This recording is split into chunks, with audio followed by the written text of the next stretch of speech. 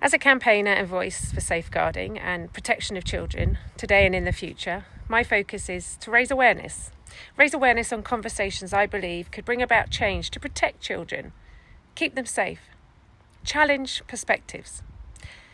For this reason, the London naked bike ride doesn't feel safe, nor does staying silent about it.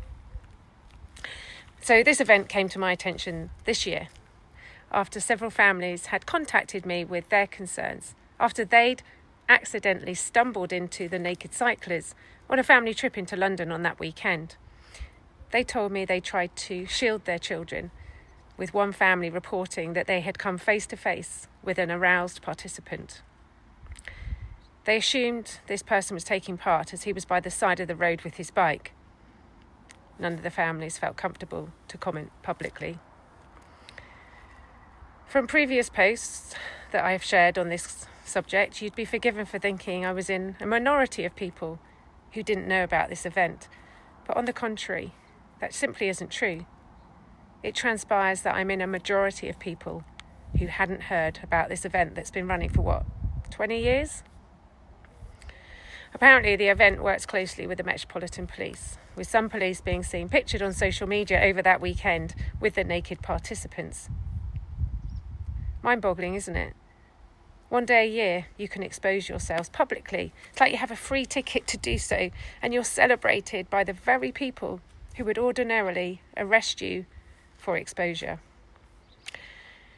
To find out more about the protest and what it's campaigning for, I read lots of articles. But not one article read the same.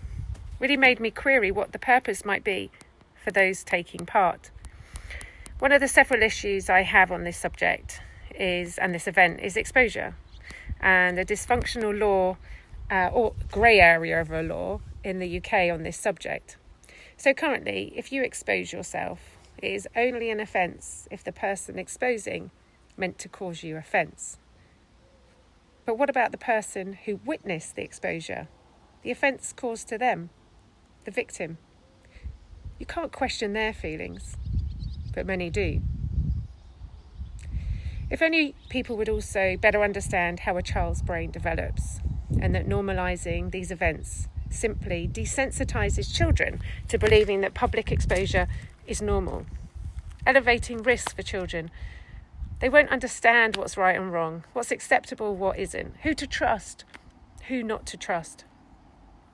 Someone said to me recently, we need to be protecting children in a world where predators exist. Simple, isn't it? They're right. We need to.